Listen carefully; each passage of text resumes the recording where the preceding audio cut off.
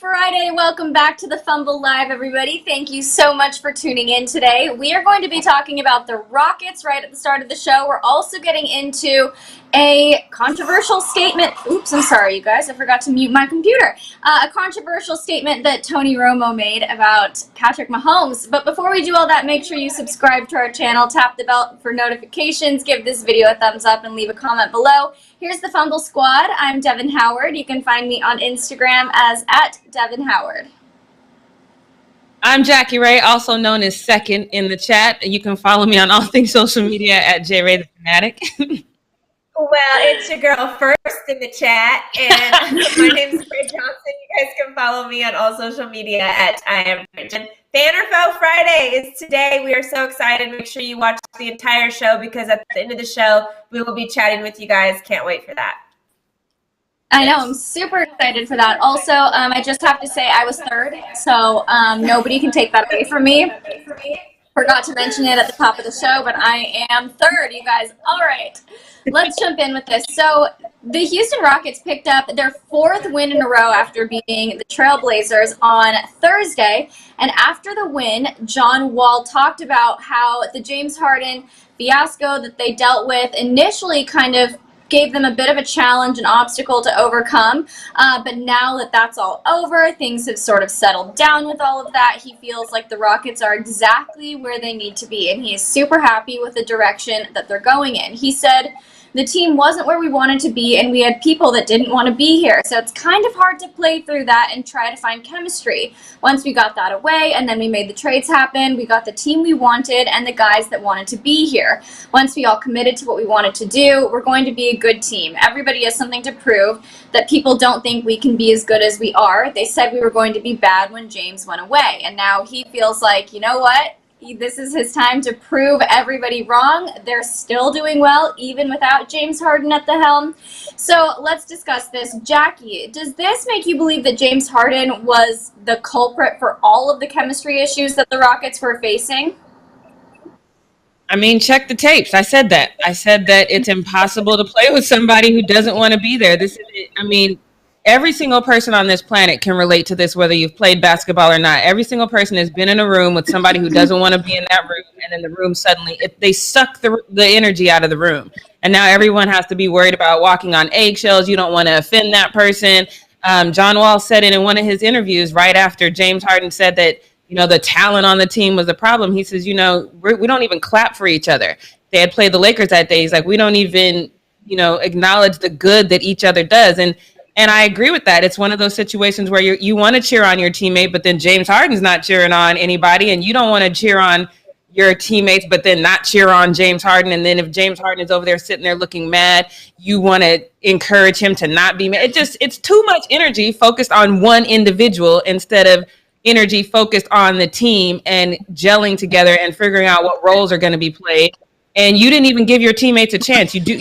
John Wall is immensely talented, and you didn't even give him a chance. You didn't even give it the opportunity to see if that was going to work. You are the problem. I never agree with Shaq, but I agreed with him on this situation. You said you did everything you could do.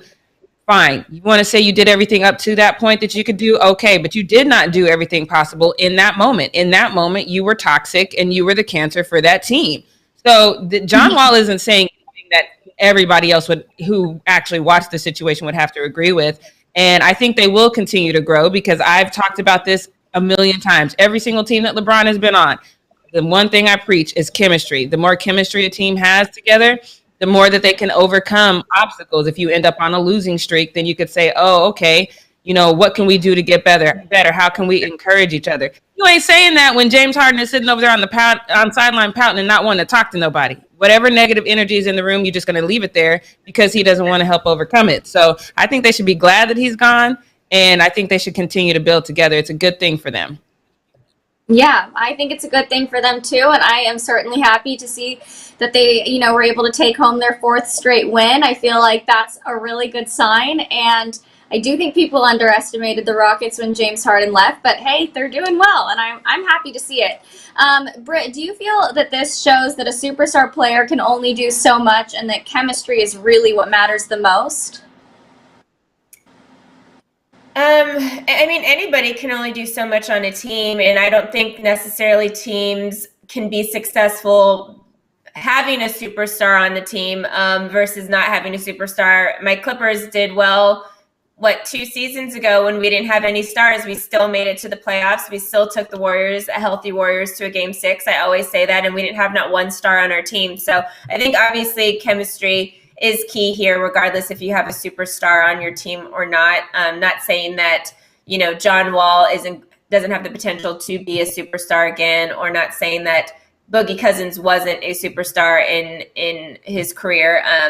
But I said it as well, same as Jackie, like when James Harden left, I was like, now this team is going to be more hungry than ever. They have so much to prove. They're going to come together, and in this, negative light that was shining over them, and they're going to come together and be successful, and they're going to work hard, and they're going to try to do whatever they can to make everything fit in the room and make everything make sense for them. And they've been doing that. So, congratulations, Rockets. That's good. I mean, the season's still young, but I think they're off to a good start, and nobody's expecting them. They don't have anything on their shoulders like they have to win. They're just out there playing the game. And I think that that's probably, without the pressure of it, is probably the best bet for them, because they're going to win some games, or they're probably going to go on a losing streak as well. And they don't have any pressure put on them now as well that James Harden's gone. So not just the chemistry, but the pressure of everybody's eyeballs on them is not really on the Rockets anymore, and they can just go out there and play their game. And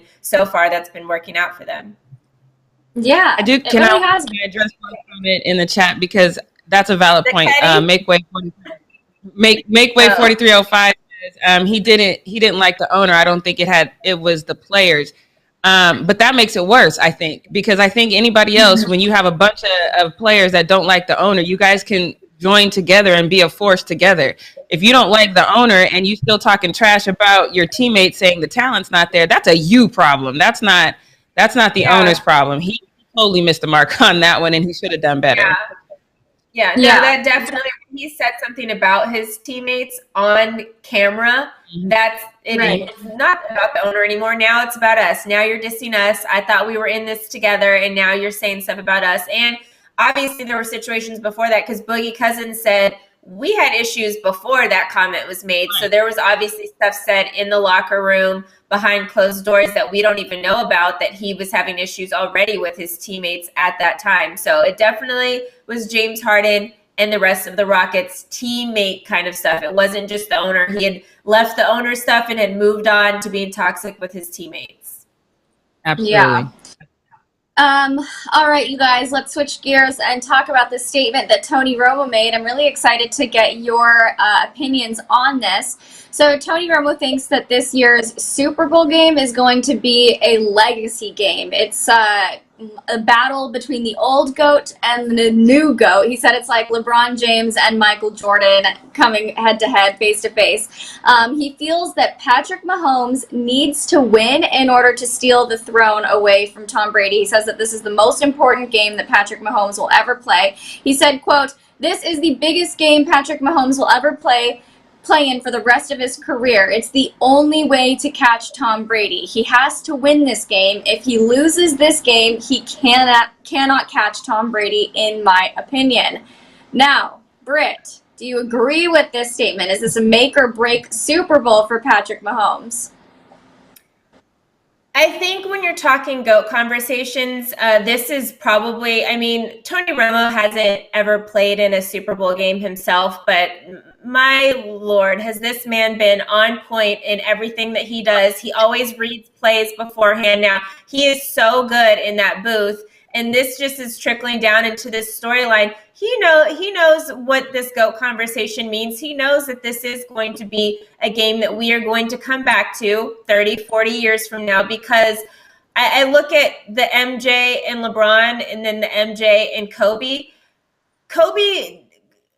I talked about it yesterday when Kobe Bryant got to play in that All-Star game against Michael Jordan, and they got a chance to really face off against each other.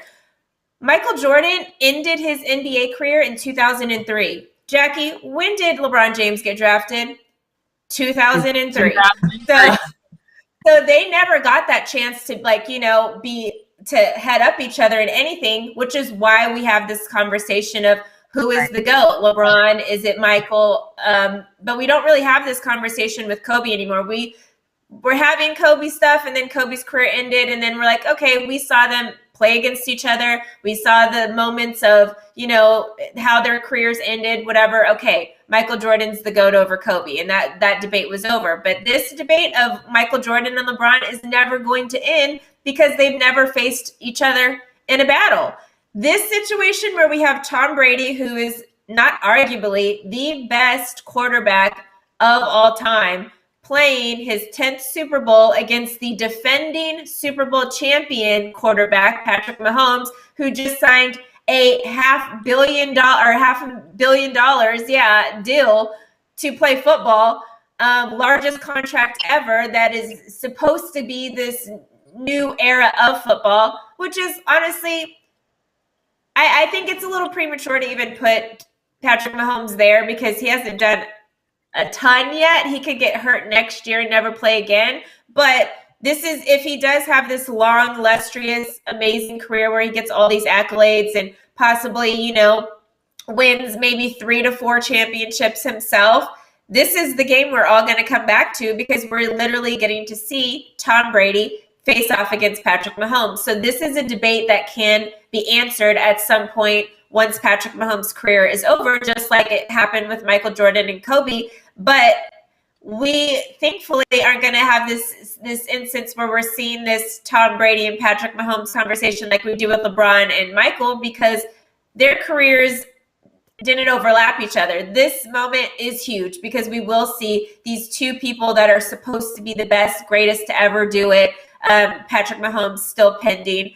And we're seeing them come together in a Super Bowl situation, like the biggest game ever, not an all-star game, not a Pro Bowl, not whatever. On the biggest stage ever, we're seeing this game happen, which we do not get to see in other sports, And so, we never, even the Michael Jordan and Kobe stuff, we didn't get to see them face off against each other in a championship game. It's huge. This is unheard of, unprecedented in sports. The person you're passing the baton off to, you get to play against in a championship situation. It's amazing. Honestly, I'm so excited. But does it define his whole entire career? Not in a sense of him being a Hall of Famer and being successful and whatever, but it does in the GOAT conversation for Patrick Mahomes. Mm-hmm. Yeah, I agree. I think it defines the GOAT conversation for one major reason. We are seeing Tom Brady at the end of his career. We are seeing Patrick Mahomes at the prime of his.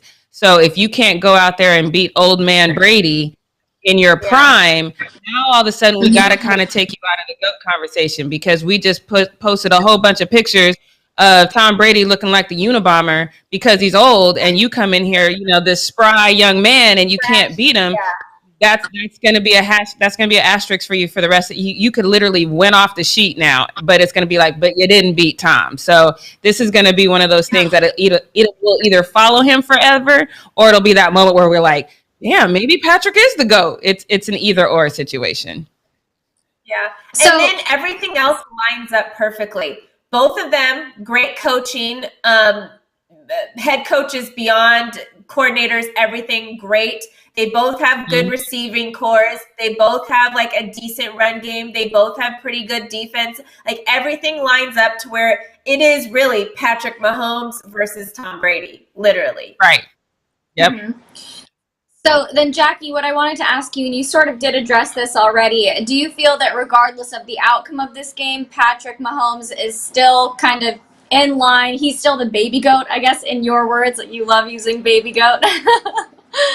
I mean, he's definitely the baby GOAT, but how do you become the grown-up GOAT, the real GOAT, if you can't beat the adult GOAT? You know what I mean? If we're using it in animal kingdom kind of analogies here, that's what happens in the animal kingdom. There's that baby GOAT that overtakes the alpha in the herd, and that's how that goat or that animal becomes the alpha. So this is your time. This is your animal kingdom. This is your time to step up. So now you have to reevaluate the GOAT situation, because what would be worse is if he loses to Tom Brady and then now it's another 3-4 years before he even goes back, when we know Tom Brady is consistently in the Super Bowl conversation. Now you're completely out of that GOAT conversation because you haven't, capitalized on this moment. So no, I mean, I get it. like Britt said, it doesn't change anything about who he will be as a quarterback. And do I think he's already in line to be a Hall of Famer? Absolutely. That's not going to change at all. But if you want that GOAT title, you got to win this game, period. There's nothing else for me on that. Yeah. I'm super excited to see this game go down. I feel like it's going to be such an interesting one. And we had Gary Turbo in the chat saying that he thinks this Super Bowl is going to suck, which I'm surprised by because I feel like this is, the meeting of the two greats. It's going to be, super amazing. And plus, if Tom, what? Oh, I do think it is kind of going to suck. Like I'm getting flashbacks of the Super Bowl in Atlanta. Tom Brady versus Jared Goff, the Rams. Only one down was scored the whole game, and it was a very low score. I think the final score was like 3-10 or some crazy something like that. But only one touchdown was scored the whole game. I do think it will be a little bit boring, but I think it's going to impact what it's going to have. I think it's going to be like 48 to 35. Oh, I think it'll be a high-scoring game. I'm a defense girl. I love to see good defense, and I don't think there's either of these defenses are going to be able to stop these offenses. So I think it might just be boring as like it's just, okay, you get the ball, go score. Now you get the ball, go score. You get the ball, go score. Like I feel like it's going to be like that. Like I feel like we're not going to see any there's not going to be any touchdowns returned on a punt. There's not going to be like interceptions and I don't know. I just don't think it's going to be super exciting. I'm going to make a prediction. It's going to go into overtime. And then Tom Brady one of them is going to throw a pick in that moment in time where they can seal the game, and somebody's going to win this game off of a pick six. I'm just putting it out there right now. Prediction made. Well, last season, Tom Brady ended his career or his season and ended his career with the Patriots with a interception. Yep. So we'll see. Well, I guess regardless of if the game ends up being exciting or uneventful, one thing that we will be able to remember is when Patrick Mahomes and Tom Brady, were able to play against each other. And if Tom Brady chooses to retire and Patrick Mahomes doesn't get this opportunity again, there will always be that question of could he ever beat Brady? And I feel like hopefully, I want Patrick Mahomes to win. I feel like you guys want that too. I'm done seeing Tom Brady winning the Super Bowl, so I think it's time for Patrick Mahomes to come in and take that away. So we'll see what happens, you guys. No one's going to ask that question. If Patrick Mahomes does not beat Tom Brady in this Super Bowl, no one's going to say, I wonder if he could have. They're going to be like, he didn't, and that's going to be the end of that conversation. No one's going to revisit that. He's never going to be the GOAT. You'll never be the GOAT. Yep. No matter if Patrick Mahomes goes on to win 5 Super Bowls, which probably is not going to happen, but if he did, he's not even going to – there's not, he's close to Tom Brady. No. If he does not win this game, he is not the GOAT. You can't lose to a 43-year-old man and you're 24 years old, 5 years old, and you just can't. It just can't happen. Good try, but no, this is the moment.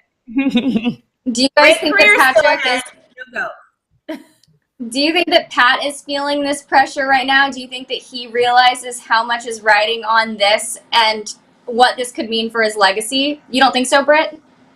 No, Patrick is a very mild-mannered guy, and you have to be like that as a quarterback. I don't think he's letting any outside stuff get into anything. He's a game-by-game, situation-by-situation guy, which most really good quarterbacks are. So I don't think he even has that thought in his head. I think he's just literally focusing on, okay, let's work on reading their defense and whatever I need to do. And he's literally just focused on the game at hand, not even focused past, honestly, the first quarter right now, because he knows that's the first thing coming up. I don't think he's worried about anything else. Jack, I think that's true right now. I think that's very true right now as well. I don't think he's letting it get to him, but I think if he gets in that moment and then all of a sudden it's 14-0, Tampa Bay, now all of a sudden it's like, oh damn, I can't let this go awry. I can't let this. So I think that he needs to kind of plays better now. I'm not agreeing with that. Yeah, he's been down a lot, and he'll that's when he turns it up. So, but being down on normal, everybody thinks you got this situations is different than being down to the GOAT. And I'm telling you, he needs to get in there, stay level headed, and not let the GOAT do whatever he does. And they're in Tampa. Y'all better watch them refs and them balls too. Make sure no cheating's going on. That's all I got to say about that. All right, well, get ready for the GOAT fight, you guys. Super Bowl Sunday, February 7th, and that wraps up our Super Bowl debate. Lots riding on this one, so let us know in the chat what you think is going to go down, what you think all of this will mean for Patrick Mahomes. And on that note, let's wrap up Need to Know News. Jackie, take us into the post-up. Yes, let's get into post-up for the last day of the week. This first one, I'm glad we're doing this first and just getting this over with, because this is literally my crush and my king, and I don't want to talk about stuff like this. So I know y'all are going to say, let's talk about this loss, because y'all always say that. So I'm just going to go ahead right now and tell you I'm blaming this loss on our starters. Kyle Kuzma had 22 points. LeBron James had 22 points. Gasol had 0. He put up a nice goose egg, and KCP only scored 6 points. So we only had 60 points with our starters. The Pistons had 80. So considering we lost by 15, I'm just putting this blame on our starters, the two that didn't score 22 points, that is. So let me just break this down. There's this moment in time in the game where defense is happening. Blake gets a call that shouldn't have been. And LeBron is like, that's not a foul. And Blake knows damn well, you can see on his face, he knows it's not a foul. And he just laughs in LeBron's face because he knows he got a call that's not supposed to happen. So take a look at this. Ellington, hook pass now to Plumlee. He drives, kick, good ball movement, but they close out quickly on Griffin. But it's a foul. It's not a foul. Fouls on LeBron. When LeBron closed out, I guess he touched Blake. Blake is laughing at the play. Blake is like, LeBron's got his hands out like, what did I do? So I right, he's like, "Ooh, okay, foul," which is what I would do. So I'm not mad. But Blake knew damn well. He's like, "Ooh, okay, won't he do it? Let's go ahead with that foul." So I saw this in real time. I was so mad. I was like, that's not a foul. And so then I took to Twitter, and I think this user is exactly right as to what happened, because he said what happened is Dennis pushed off of Blake with his hand to get back to his guarding position, and the foul should have been on him. So if we could just replay this really quick, because I think it just happened so fast that I didn't see it in real time, or I was just mad at Blake laughing right in LeBron's face. I don't know. But if we could replay it real quick, because I did not see Dennis push off of Blake, but I just want to see if we see it right now. Okay. So there is. Oh no, he's right. He's right. Yeah. So there was a foul, but it was supposed to be on Dennis. But can you get it right? And I don't even think Blake felt Dennis push off. Blake is like, he ran away. I ain't gonna push it, run away. And then Blake is like, that was LeBron. That wasn't me, Coach. That wasn't me. Right. I was like, he knew LeBron was going to get yelled at after the game. That's why he's like, let me blame it on LeBron because he ain't going to get in trouble. Right. LeBron's going to be that meme now with the question marks like, wasn't me. Right. And Blake's going to be the meme like, ooh, yes, that was you. That one bothered me because, like I said, that's my crush and my king. So funny, good times, but mad that we lost. But at the end of that game, someone decided to ask LeBron a question that I think a lot of people are asking because he is 36. A couple weeks ago, we showed you that meme of people making fun, like, I'm 36. He is 36. But the question was asked, how do you feel now that you're this 36-year-old playing out here in this league? Are you tired? Because you're getting old is basically what the person wanted to ask. And LeBron just basically said, no, I'm not tired. I take good care of myself. I don't feel tired. I get my sleep. I get my rest. I have a lot of energy. I don't get tired. We tell you this all the time on this show. LeBron James spends like $1 million a year on staying healthy and staying fit. I can guarantee you I'm probably more tired than LeBron is. In fact, my co-hosts know this because I come on here all the time talking about I cannot sleep. Devin's giving me advice to try to help. I cannot sleep at all. But I think that's absolutely right. And then one user probably knows that that's what LeBron does because they said that this is going to be LeBron in 2050 playing on the court. He's like the Terminator. So that's correct. $1 million a year. That's what it'll get you. So hopefully if I ever get to $1 million a year, I can get some damn sleep. I have not been successful doing that, but I have blamed this woman for everything, and I'm going to blame this next Derrick Rose situation on her. Manti Te'o's girlfriend is still alive and well, and she is out here doing things to Derrick Rose that just don't make no sense. I'm gonna play this with the sound so y'all can hear the announcers because it is the best reaction. But this is all Manti Te'o's girlfriend's fault. This is not Derrick Rose. Take a look. Can't allow that guy that close to do that. You have to cut through or space yourself a little bit better. What is that? He wanted to throw the ball. Rose. He wanted to throw the ball to the guy under the basket and didn't change his mind. Right. But it just kept going. He tried to pull it back. And Oops. he said, I got you. Oh, no. Have that thing on a string. Oh, that was everything. I love Alex looking like, what? I can't even defend that. Where is that supposed to go? I love the announcement. What is that? It's so embarrassing. But yes, that's Manti Te'o's girlfriend. That is not Derrick Rose's fault. This next one, I really want to talk about this for a little bit because this is something that I think we've all been impacted by in some way with this pandemic and things of that nature. But Karl-Anthony Towns, he took to his Instagram and did one of those, ask me anything questions. And we all know what Karl-Anthony has gone through this last year. He actually lost 7 family members to COVID, including his mother in April. And so he was dealing with that and just that's just mentally taxing and the sadness and the grief of that. And then he is still out because he's contracted COVID as well. So he's still going through that. And someone asked him, like, how are you dealing with all of this?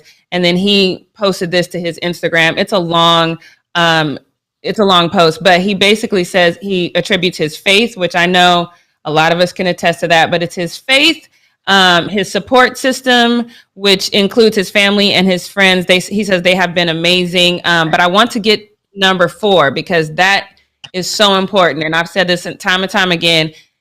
Look, this is what you need, a good cuddle buddy. But he says his 4th one is, my woman has held me down more than the world knows, from my mother and family members dying, one on her birthday in Cabo, getting hit by a drunk driver in LA. And that was at 2:00 in the afternoon during the off season, and staying with me in the hospital for the night and helping me to rehab. To this stint with COVID, she has been with me every step of the way and stayed 10 toes down. My love for her knows no bounds, and I would be remiss if I don't acknowledge the power of a good woman can have on your life. Men, treat your woman like a queen so she can treat you like a king. I love that because I can't imagine what this man is going through, from the car accident to his family members dying, to his mother dying, and then him being faced with the same thing that took his family from him. And then I know Leo posted that picture, but I want to show that because this was the next post where he says, no question, just want to say, Jordan, you are my heart goals. And I just shout out to him for really giving her props, because I think we can attest to how important that is when you're going through something like that. But I just want to touch base with you guys. Devin, when you read like all of the stuff he's gone through, from his car accident to rehabbing to all of my family members are dead, and now I'm facing the same thing, like just on a mental level, and all of that is in the span of less than 12 months, by the way. How is it it seems a little odd to me that he's just so upbeat like that. And do you think that how would you deal with something like that?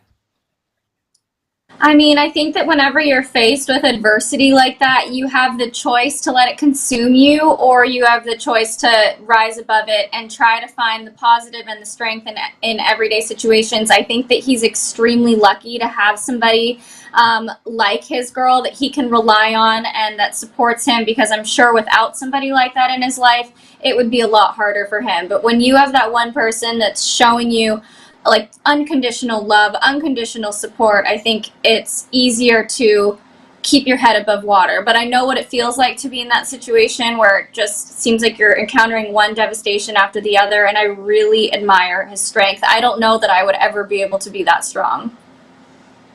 Yeah, Britt, I know that some of the things that we've said about Jordan in the past have not been the most favorable, but hearing her talked about in this light, are you surprised at all?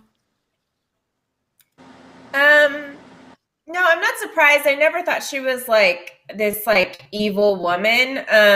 I just think she was caught up in the fame life, and then obviously I don't think it's good to be kissing people's, especially the family that's kind of taking you in, kissing their boyfriend or whatever. But she learned from them, so they Right. do that kind of stuff too. So no, I'm not surprised, and I think it's dope when you find somebody special like that can be there for you. And a lot of them even coming together in their relationship had to do with him experiencing these things, and that kind of brought them closer. A lot of times you don't really know who you're dating or know who you're with until you come into situations where you have to deal with like different adversities and stuff like that, and then to come out of that better is so strong for a relationship. But a lot of times you don't know who you're sleeping with or whoever until something bad happens to you and you need them to lean on them and stuff like that. So I think this is dope that this has been able to make their relationship so strong, and I wish them the best. I hope they have babies and live happily ever after. Yep. I do also want to mention really quickly that I feel like Jordan, knowing what she went through with the Kardashian family, even though, she might be partially to blame or whatever happened, she had at one time the entire world against her. So she had to also find that strength within herself to try and figure out how to keep moving forward and keep continuing on with her life. So she probably sees her boyfriend in his downtime and is like, I'll help you out of it because I know the people that helped me out of mine. That's Right. very important to even realize, because a lot of times we kind of go through things because we are supposed to then later in life help somebody out with theirs. So her going through her stuff made her learn a bunch of stuff about, going through trials, tribulations, whatever, to get to a point where she was able to be there for him. So I think that's so amazing. Yep. And you know what? I bet she is as well. She's a great cuddle buddy. Just gonna say it, and now we move on. Whatever. I'm just saying, get you a good cuddle buddy, and then you too can make posts like this. Now, let me move on to this one with my boy Waka Flocka. I like Waka Flocka. I mean, I still do even with this post, but he reposted a tweet that he made from 2010, basically because he's like hyping himself up, thinking that now he's some sort of NBA scout, and he says they sleeping. And his post from 2010 says Tobias Harris, the next LeBron James. I don't see it. I just don't. I'm not saying that Tobias is not dope. I'm just saying he's not LeBron James dope. But then I was like, okay, is this just me being the LeBron sexual that I am? So I decided to go to Twitter to see, and nope, it's not just me. It's everybody. It's like, hell nah, maybe LeBron Flocka James. I'm assuming that's funny in some way, but I see what he tried to do there. And then this one says, Waka Flocka, leave the drugs alone, which I mean, maybe he's on drugs. I don't in any way, shape, or form see the LeBron James Tobias Harris comparison. Britt, what is this? Is this legitimate? Y'all know I love me some Tobias Harris. I was so sad when he got engaged, low key, because I was like, oh my gosh, maybe he's my future husband. No. Everybody, not a LeBron James. Everybody. 2010. All my bros just keep, because I have good taste in men, and so everybody likes the guys that I like, and they keep getting swept up. It's good men that want to get married and stuff are the guys that I'm looking at, and they just end up meeting other people before they meet me. But Tobias, I love Tobias. In 2010, which is when that tweet came out, he was still in college. He was playing at Tennessee at that time, and even then, I wasn't looking at Tobias as like the future of the NBA, even when he was in college. Right. So I'm confused. Waka Flocka Flame, love you, my guy. But I mean, we shoot for the stars sometimes, Yeah, I guess. Tobias is a great shooter. He is a good shooter. And I see you in the chat, Kevin Shell. You said that he's more clutch than LeBron. You better Google. Google is your friend. You better see how many clutch points LeBron has up there and then compare that to Tobias and then come back in the chat and let me know what you find. Because that, sir, is not accurate. But let's move on to this next one because this one's good because you guys know all the situation that's going on with Deshaun Watson and him wanting to get out of Houston. Now, they traded DeAndre Hopkins, and so him and Jalen were on a versus call. Now, let me just backtrack because if you're here in LA, you probably have seen the headlines that there is some controversy as far as the Rams. There's supposedly a battle between Jared Goff and John Wolford. I don't see that as a battle because I've said from day one that I thought the Jared Goff thing was a bad idea. But there's no way that I'm going to go with John Wolford over Jared Goff, but that's just me. But last week, Deshaun Watson posted a photo of himself on his Instagram, and then Jalen Ramsey wrote underneath, that looks like a LA man to me, to be honest. So obviously he tried to recruit him once, but now check out this video because apparently Deshaun's already an ex if you listen to this video. So check this one out.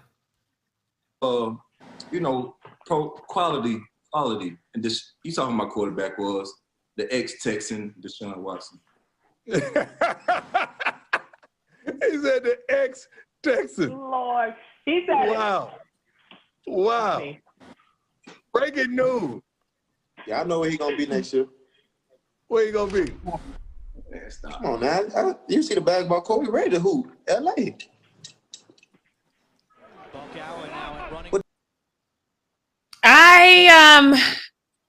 I mean, that would definitely solve the quarterback controversy in LA, but the Rams overpaid for Jared Goff. So I don't think that they can afford Deshaun. I could be wrong about that, but I can't make the math make sense just off top right now. Britt, is there any way that this could be something? Is Jalen possibly onto something? He better be on to something because you just basically said you don't like the quarterback that you have right now and you want him gone is what you just said. You just dissed your own quarterback, which is very interesting. Not surprised that Jalen Ramsey would do that though. But, the Rams, we talked about it a few years ago when they were paying Aaron Donald and Jared Goff and everybody else all this dang money. Where are they getting this money from? They literally paid all these guys to go to this Super Bowl that they played in 2 years ago that they didn't even score a touchdown in and haven't done anything since. So they paid because they were trying to win quickly. They just got back to LA. They were trying to, get a fan base in LA because they had struggle with getting fans in the stands in LA because everybody had already just decided to like another team or whatever the case is, and LA Rams didn't have any fans, so they tried to pay all these players to win quickly. Didn't work out, and now you have no room in your salary cap. The NFL, we know, is a hard cap. I don't know what you're going to do, but they're going to have to give up several things, Jared Goff included, in order to get Deshaun at this time. It could happen. Jalen Ramsey, it could happen. And Jalen don't care. He's getting his money now, so he ain't tripping. Right. So I guess. I mean, that definitely would get butts in the seats. I mean, as far as the fan craze, having Deshaun here is a no-brainer. I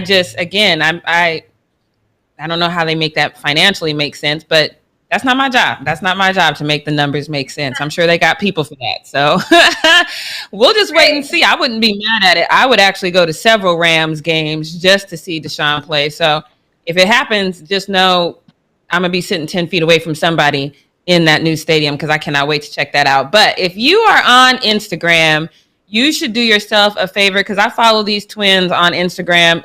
They're the Grady twins. They are boxing twins. We've talked about them on this show before. I have said that they are going to be the next big thing in boxing in a few years, actually several years. But I just love how they encourage each other. The dad always posts videos of them basically training each other. Occasionally you'll see the dad in there, but they really do train each other very, very well. But you'll know immediately.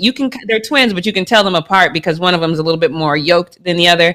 And this one, you know who is the alpha between these two twins. But check out this video. Uppercut. Not. I don't know what you're staring at me like that for. Uppercut. Uppercut. Uppercut. Uppercut. We're gonna keep doing this until you do a real one. Uppercut. I don't know if you heard what he said at the end, but he said, we're going to keep doing this until you do a real one. I love to see these two kids train. I would not want to put any of my family members, children, anything up against these children once they get in the ring. But I go follow them. You will love it. It is fun. It is definitely fun to watch. But we're going to really quickly get into what we not going to do, because I usually on what we not going to do, I tell y'all about what you better not do ever again in life kind of stuff. I kind of clown people for doing stupid stuff. But that's not going to happen today. I'm actually really excited to not have to call people out about anything stupid. Plus, you know, I always like to give people their flowers while they're here. And I think we've done a pretty good job of giving this young lady her flowers, not only for her athletic success, but her desire to kind of get in front of things as far as social change and understanding how those conversations need to go, and understanding that you can't really have a conversation about the table if you don't have a seat at the table. So shout out, I'm going to post her picture so you can see her social activism, but Naomi Osaka, she has amassed quite a fortune. If you don't know, she wasn't always winning, but she started playing in 2014, and she has pulled in over $1.2 million in prize money. She won 2 titles in 2018, 3 in 2019, and 1 title last year, and has already won a title this year, which brings her total prize money to about $18 million. And then, of course, if you factor in her endorsements, she's right around $25 million. Now, she's only 22 years old, and she's dating a rapper. So usually when you put those two things together with a whole bunch of money, then you get like frivolous spending, a whole bunch of flossing for the gram and things of that nature. But she is dating somebody that we've seen, Corday, I believe is how you say his name. He is her teammate. He is out there cheering her on. So I am not surprised that she has the foresight, and she's very logical to understand what ownership means. So what we're not going to do is miss this opportunity to praise Naomi for getting the message early that ownership matters. And this 3-time Grand Slam winner posted this to her Twitter yesterday. So this is a brand new feat that she just did. She said, "The women who have invested in me growing up made me who I am today. I don't know where I would be without them. Throughout my career, I've always received so much love from my fellow female athletes. So that's why I am proud to share that I am now a co-owner of the North Carolina Courage." Now, the North Carolina Courage is a female soccer team. The team's primary owner is still Steve Malik, but Naomi is already putting her name to good use. She posted this tweet, which, the NC Courage posted this tweet, and they are doing this victory challenge. And in their Twitter, they're saying if Naomi beats Serena in tonight's matchup, there is a matchup tonight, then Abby Wambach, who is also an Olympian and she's an activist, she's going to buy 100 tickets. And then if Serena wins, Stephen Malik will buy 100 tickets. And all of those tickets are going to go to youth soccer players. I love this because this automatically increases the interest in the NC Courage, which is always needed for all women's sports. And I'm excited to see that she is already impacting the team. Leo just posted that jersey.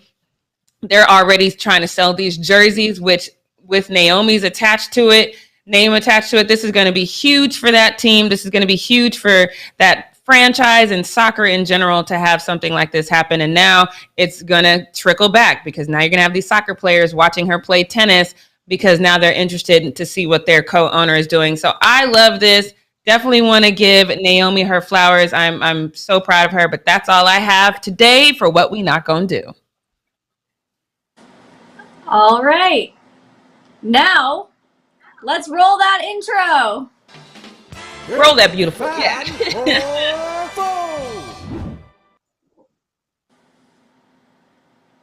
You're muted, Britt.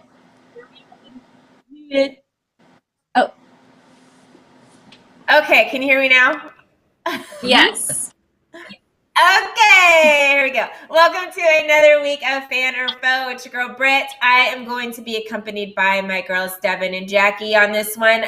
We are so excited to read some questions that you guys have asked throughout the week. Again, if you are new to this, Monday through Thursday, we will be just screenshotting a bunch of questions from the chat from you guys that you guys will be asking. And then on Fridays, now we will be going to them and answering them. So let's get started. Leo, what you got for us here?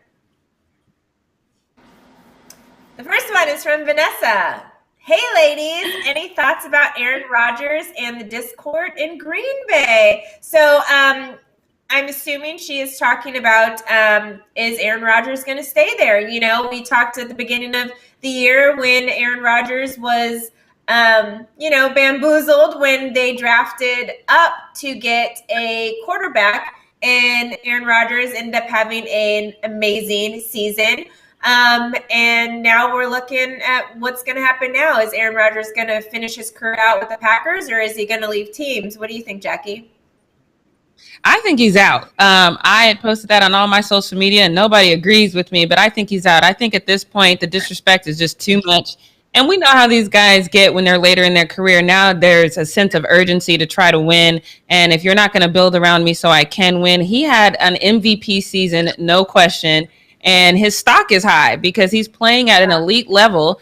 And so he can probably write his own ticket a little bit. So I think he's out. I understand why people think he would stay in Green Bay, because what's the point in leaving now? But for him, there's probably a point, and that's winning. So I think he's out.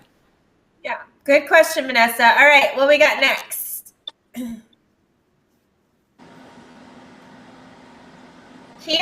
like Dion, but with a K. I love it. Hey, my 3 favorite ladies after my mom and grandma. What's up? Okay.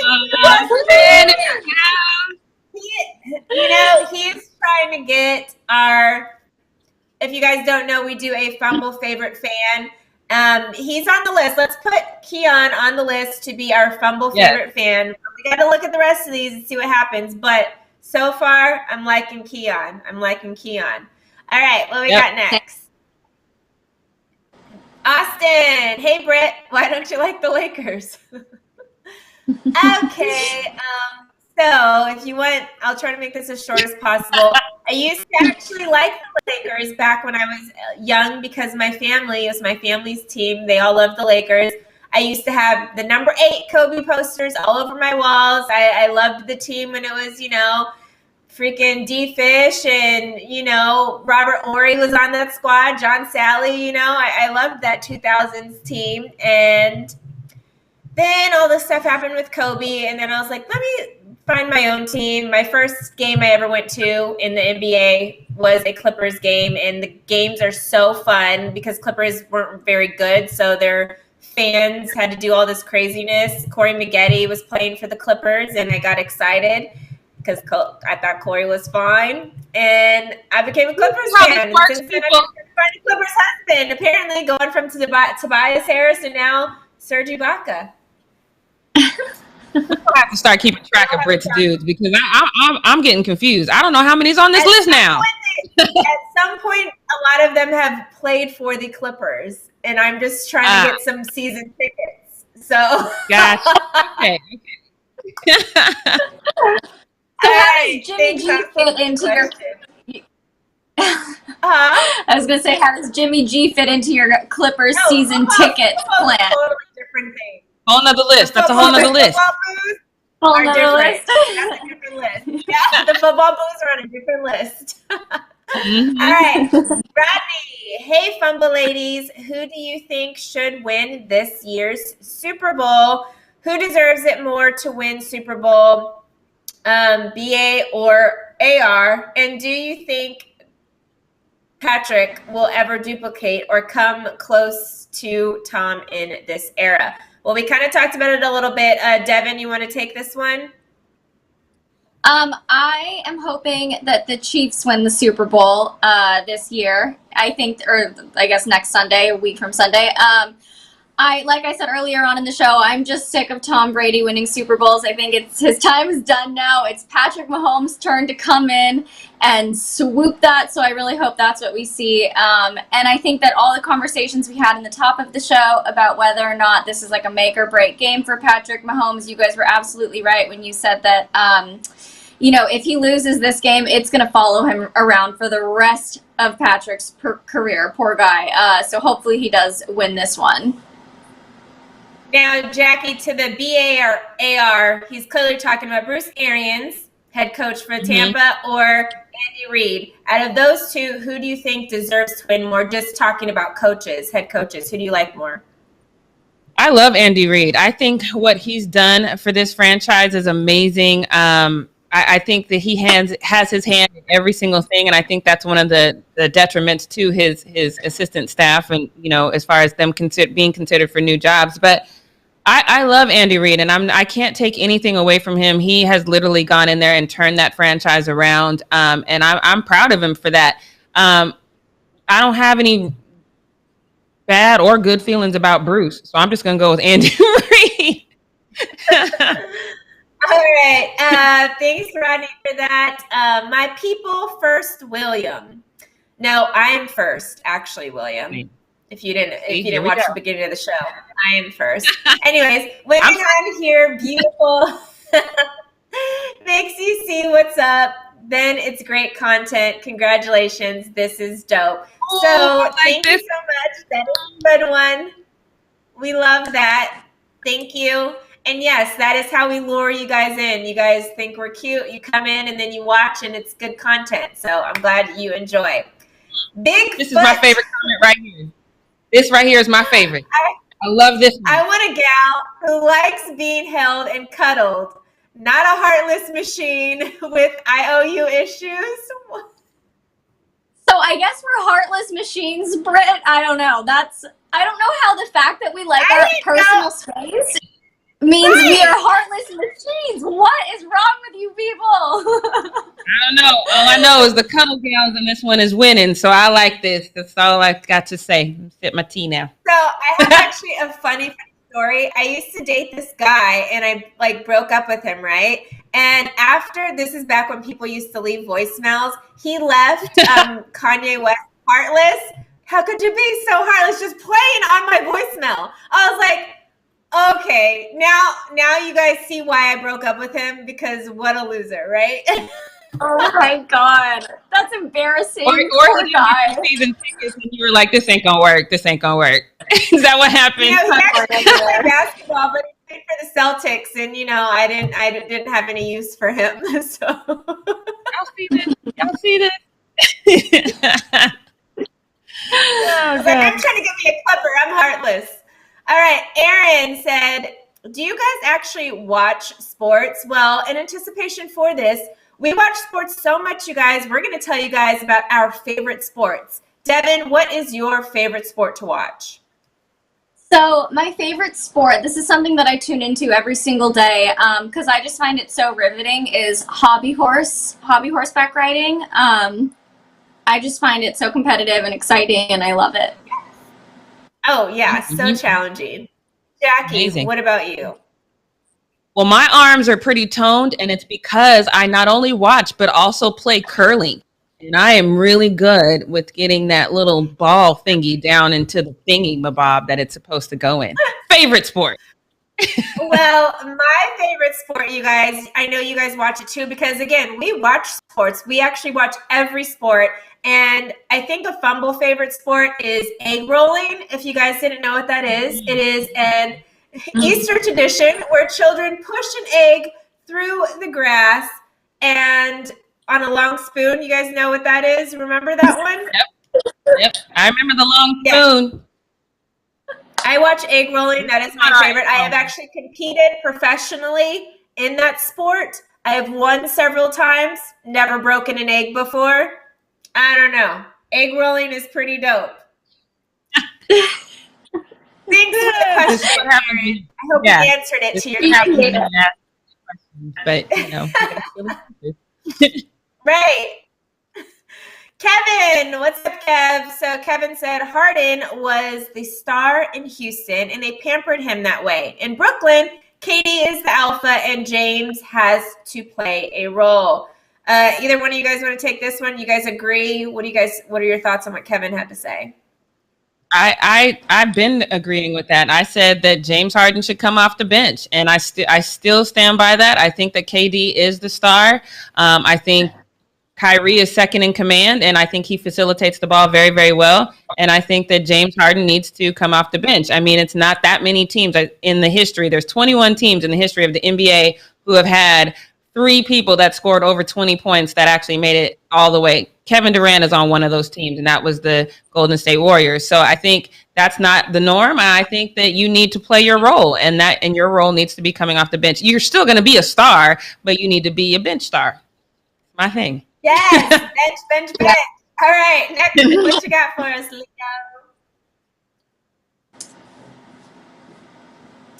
All right, Cameron says, Joel be falling down for no reason, but then be soft when a 36 push him. Amen. So That's the church. You will be flopping too, apparently. Joel will be flopping. Smooth said, okay, this is actually about when we were talking about Bradley Beal, guys. So he's only 27. He's dead in his prime. He either needs to go to the front office and let them know he needs more help, or honestly just demand a trade. He deserves a ring or 2 by the end of his career. I'm the one that said he's only 27 because I still believe he can play 10 years in the league. And so I don't think he needs to be crying right now. Devin, what are your thoughts about Bradley Beal and what Smooth had to say?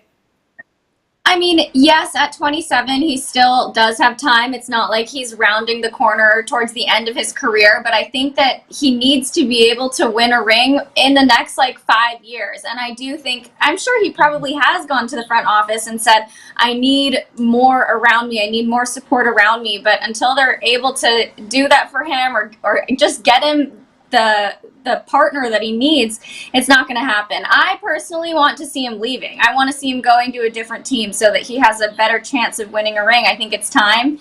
He was loyal for a while, but now it's time to get out. All right. I don't think he should go in there, guys. Knowing they was going to lose, smile and be happy. He knew they were going to lose, right. Robert, right. I don't want anyone stealing my body heat, and then y'all want to put your cold feet on people. Robert is one of us, Devin. Robert, welcome to the Not a cuddle club. buddy. Yes, Robert, we see you. We love you. All right, Aaron. Kyrie will get traded because Harden and Kyrie won't mesh together. Is Kyrie going to get traded? I don't think so. Yeah, no, I think if you trade anybody, you have to see this through. Yeah. They're going to be together for a while, but if someone gets traded, I think it's James.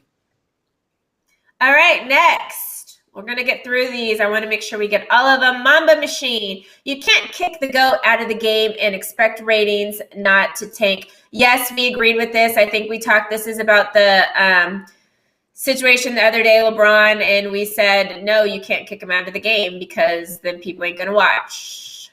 Good point there. And Rodney, again, what's going with all these head coaching positions in these NFL that all these white men are getting, but black men aren't getting their chance? Just want to know. We want to know too. We want to know too, Rodney. All right, let's move on to the next one. Mama Machine, back to my point before Fumble Squad. I love Russell Westbrook, but he is killing all of his co-stars on every team he is on. KD, Harden, Victor Oladipo, Paul George, and now Bradley Beal. Is the cancer Russell Westbrook, y'all? This made my head hurt. This don't make sense, Mamba. I love you, but that ain't it. That is not it. Shaq always needed a co-star guard every damn time. Penny, Kobe, D-Wade. He has always needed a star guard. Mamba, we're going to work on that spelling, boo, to carry his lazy butt. I I think every team needs a good guard, period. You have to have one in order to win. A big man can't win by himself. So I think that's not just Shaq. I think that's everybody. Rodney, hey Fumble ladies, what is the best part of your job, and would you ever consider doing anything besides this? I think this job is fun because it's creative. We write all of our own scripts. A lot of you guys, a lot of the haters, I should say, like to think that we're just talking heads and we receive scripts and we don't know what we're talking about, but we do. We write everything ourselves, and it's a creative job. We get to banter. We get to have opinions about stuff. We don't have to be just like straight reporting facts, and I think that's kind of fun. Yeah, no, I love getting up and talking about sports. I love that I basically can watch LeBron James at will, and it's job related. Would I do anything else? I have 5 jobs already, but long term, would I do anything outside of sports? I'll probably do like some social justice reporting and investigative stuff like that, but sports is my bread and butter. Yeah, I think my next part of life, I'm going back behind the camera.